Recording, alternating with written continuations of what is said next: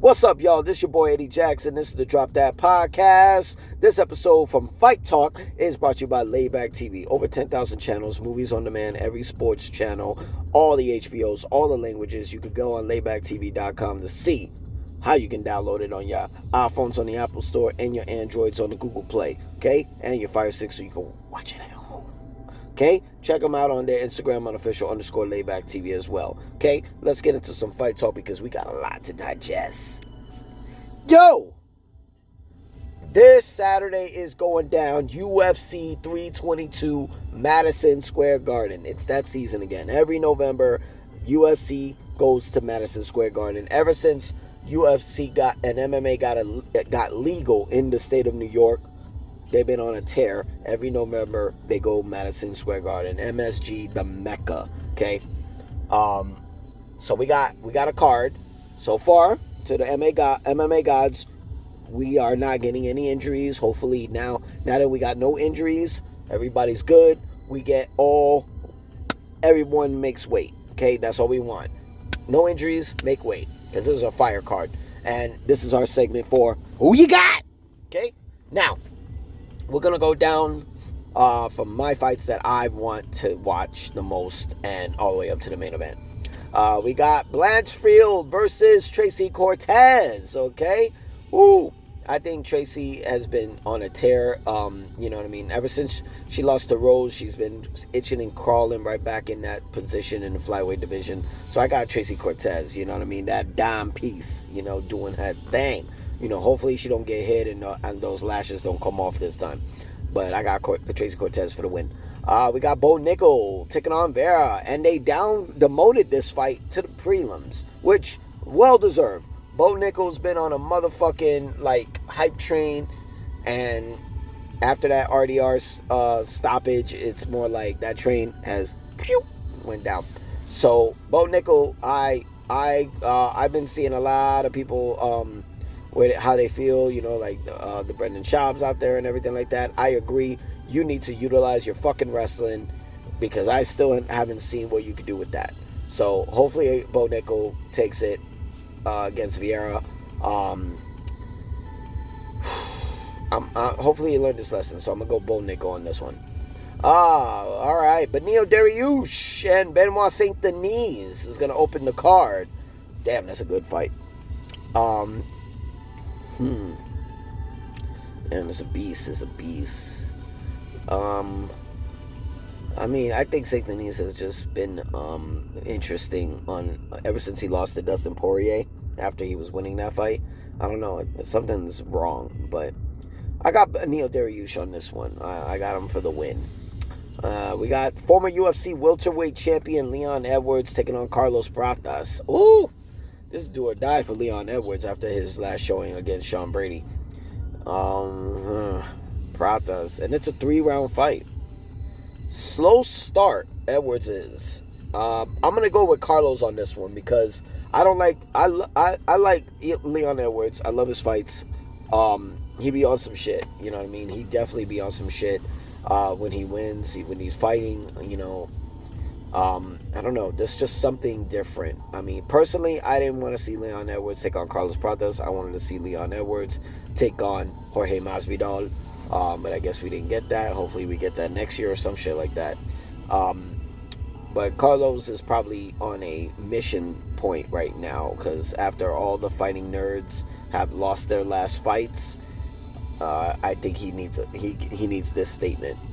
I mean, they're all still in the top 10, you know, as far as fights go, but this is a statement. You know what I mean? You're getting a former welterweight champion in your division live on Madison Square Garden on pay-per-view on the main card. Yeah, due to the fact Leon Edwards ain't got 5 rounds to waste. I mean, the last few fights he does not. You know what I mean? He's a slow starter, you know. He's a slow starter, and I think Carlos is gonna come out the gate coming after him. So I got Carlos Pratas for this one. Sean Brady versus Morales. I got Sean Brady. Yeah, I got Sean Brady on this one. This is gonna be a very interesting fight. You know, a very, very interesting fight to see where they go with this. Um, yeah, I mean, Brady's finding his rhythm after what he did with Leon Edwards in London. It's not like he need pressure in America. So I think Sean Brady might take this one. Maybe. I think Sean Brady's taking this one. Yeah, I got Sean Brady for the win. Co-main event.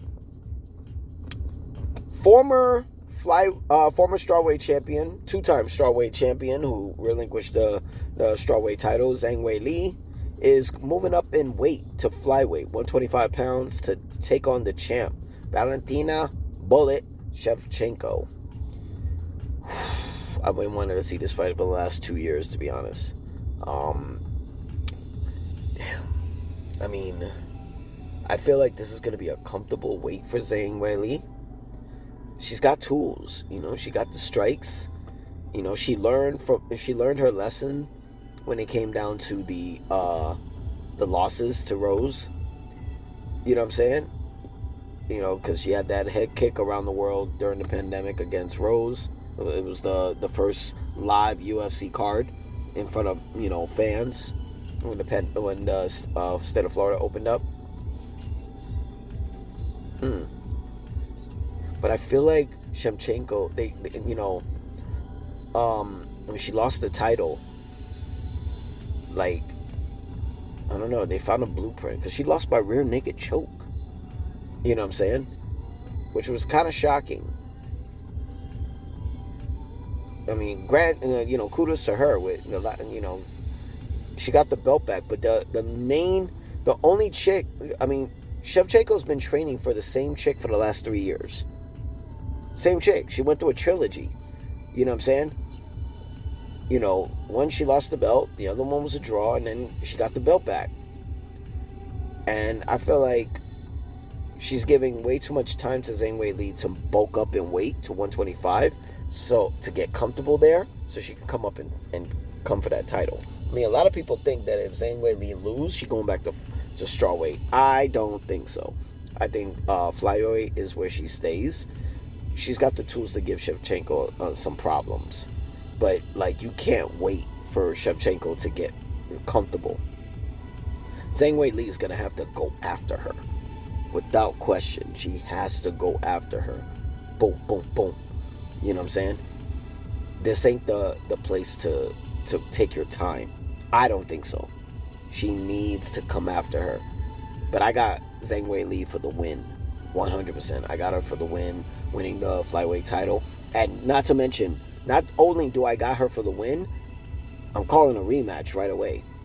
I mean, who the hell is the contender at flyweight if Zhang Weili wins this? You know what I mean? I mean, if it's a complete wash in the first round, knockout, Shevchenko probably is going to have to earn her keeps. But I think Zhang Weili wins it. To be honest, I don't see how you put Valentina away. She's too fucking good. You know what I'm saying? I think it gets dangerous, but I guess who's gonna have the whoever has enough in the gas tank to go into the championship rounds 4 and 5 is gonna really show who wants it more. I think it's gonna go to decision, but I got Zhang Weili winning this. In the main event, we got the welterweight championship, 170 pounds on the line. JDM is going to defend against former UFC lightweight champion Islam Makhachev. Heavy favorite Islam is. But as far as problems go, I feel like JDM's got the tools to give him problems. You know what I'm saying? Because when you look at, I was only impressed in the lightweight division with Islam when he fought Charles Oliveira. He fought to get that title shot. He got that title shot. The title was vacant because Charles didn't make weight, leading up to the Dustin fight. Oh no, the Justin Gaethje fight. And he came and he fucking gave a triangle choke. Oh, I'm sorry, a right triangle choke to Charles Oliveira. Won the title. Complete, like, washed him. That was the best I've seen. Because his next title defense was Alex Volkanovski, moving up in weight. Champion versus champion. You're fighting a featherweight, which people say you lost. The rematch is different. Yeah, you won on a week's notice. So, I don't know. You know what I mean? You know, Morikano, I don't count that. That was a last-minute thing, too. I feel like if I would have seen him face Arman Tsarukyan, then we're talking. I mean, some people say Ilia Topuria, but Ilia was moving up to featherweight as well. So I don't think that's a fair assessment. With Arman Tsarukyan, that's a lightweight. So if he would have took him out quickly, 100% I'm taking Islam on this one. I'm a little questioned because, you know, his last few fights. But if he goes in there and takes out JDM quickly, there's a fucking slight chance that Islam is going to get out of Khabib's shadow and do what he never did, which was move up in weight and win your second world title. JDM, I mean, I'm going for him because of the way I see how he fought Belal Muhammad to win the title. Because honestly, I didn't have him beating Belal. Belal let me down on that one. Looks like the number 1 tool, JDM figured out a way to get out of that shit and win the championship. Yeah, why not? I'm going to go with a gamble. I got JDM retaining the welterweight championship. And that's all we got, all right, for our segment for Who You Got. That's UFC 322 live from Madison Square Garden. If you ain't got ESPN Plus, because, you know, there's the last few ESPN Pluses they got, you can also go on laybacktv.com. We do pay-per-view as well. Okay? That's going to be crazy. It's going down this Saturday, UFC 322. I will be watching live. That shit going to be lit. New York City, MSG, the Mecca. We out of here. I'm your boy, D. Jackson. So drop that podcast, y'all. Hit that sub button. Hit that subscribe button. Hit that like button. Hit that comment button if you got some fucking shit to say. Or you kind of disagree with my picks on this. You know what I mean? I'd be happy to have the debate with you. But we out of this bitch. Peace, y'all. Be safe.